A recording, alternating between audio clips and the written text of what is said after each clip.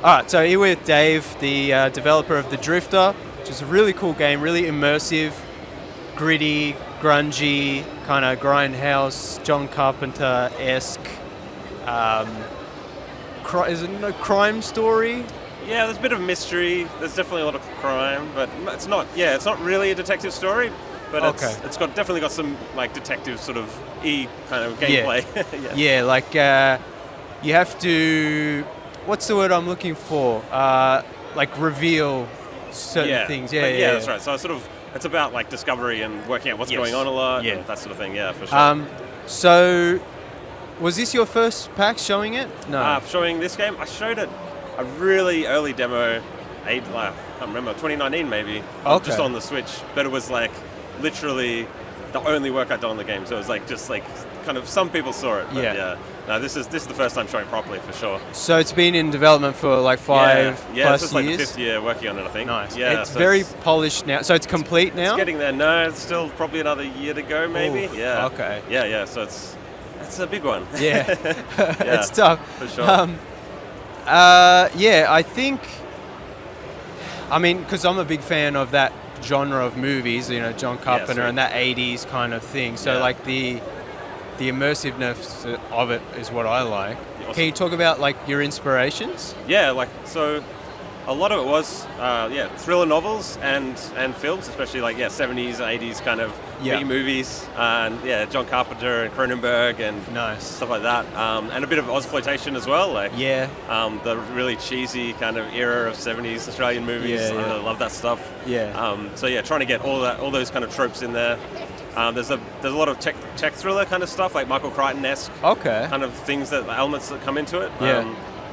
So because it's like a long, like 7 hours-ish game, it kind of goes through a lot of movements, I guess. Like there's straight horror bits and more like action thriller stuff. And more sort of techy, science fiction-y stuff.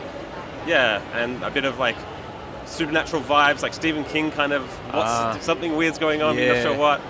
So kind of going through a lot of stuff in the game, I think.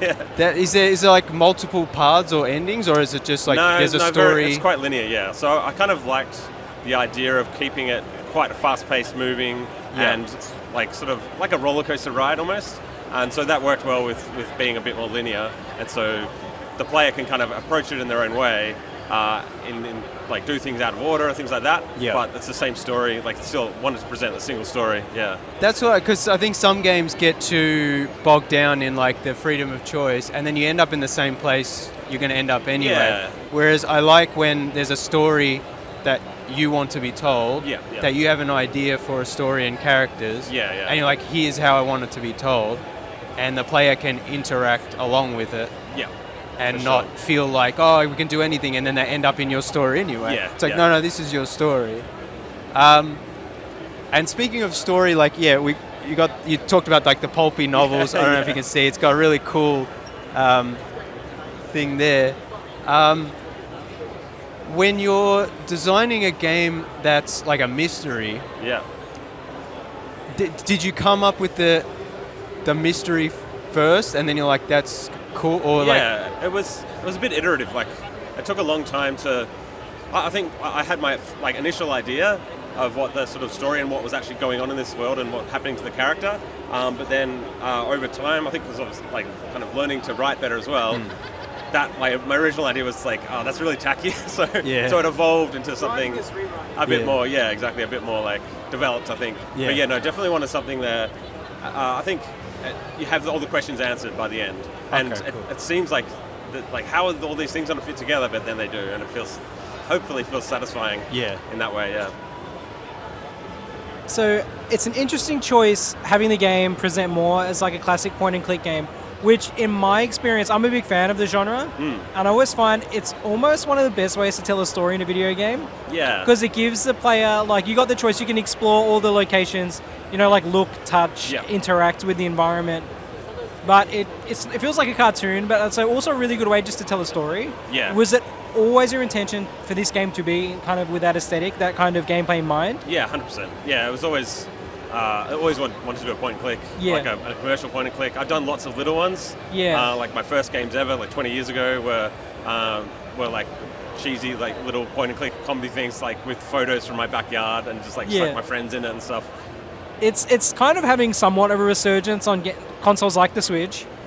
Is it, how much of a risk do you like is this game realistically? Yeah, it's definitely a harder genre, right? Yeah, it's a harder genre to, I guess, get mainstream appeal because it's niche now. It's not like in the 80s, 90s it was everywhere, but now it's kind of a little bit harder to market. Yeah, that's why I've kind of tried to do kind of a bit more of a novel control scheme and stuff, so it feels a bit more but also like this at home on consoles and stuff. Yeah, but also the Switch is a really good kind of fit for this kind of game. Is it on the Switch or is it going to all consoles? No, well, we'll see. I haven't decided on everything yet. But Switch is definitely one of the big main targets. Yeah, it feels nice in that handheld format as well. It does. It's really nice to see a point-and-click game at PAX. Yeah. As we were talking, I think off air, like, it's not the kind of game people would really come to PAX for. Like, they kind of not, like, sit down and have, like, a story-driven, slower-paced experience. Yeah, that's right. Like, we've shown a lot of, like, multiplayer party games at PAX before. But, the first time showing slow, you got to put headphones on and, like, just zone in, so, get right into it for a bit, and that's very different, It is very different. But that might set you apart. That might be a good thing. Yeah. I have no more questions. So what's your development company name? What's Powerhoof. Yeah. Powerhoof. Yeah. Okay, cool. Oh, we are using Unity. Okay. Yeah. So it's frustrating, but they've kind of like the core of Unity that we started using like 10 years ago is still just the same thing, and we kind of like I build a lot of tools around it. In fact, I've made a point-and-click kind of tool called PowerQuest that people can use. It's free, but it's made for making point-and-clicks in Unity. And so one of the frustrating things was for me was like, I want people to be using my tools and stuff, but like if people are like, I don't want to touch Unity, then that's like, But it's really good. But so I've kind of like worked around all the Unity things they do, and I kind of just try and ignore what they're doing. I'm just making like pixel art 2D things, so I don't have to worry about their latest features and stuff. Nice. So the pixel art aspect of it, that's all you as well? No, so a couple of other artists working with me, So Barney, who's sort of the other half of Powerhoof, he's kind of art directing, it's his style. But then you've got an artist, background artist and animator helping out as well, so it's a bit bigger production on the art side than the coding, writing side, which is mainly me. Because it looks really cool, especially when that guy... Oh, did it power off? Yeah, all good? All good. That's it looked really cool when the door opens and the guy gets shot, and I was like, that's awesome. Shot, so it's still in development. Yep. How can we support the Drifter? You can wishlist it on Steam and follow us on Twitter or whatever.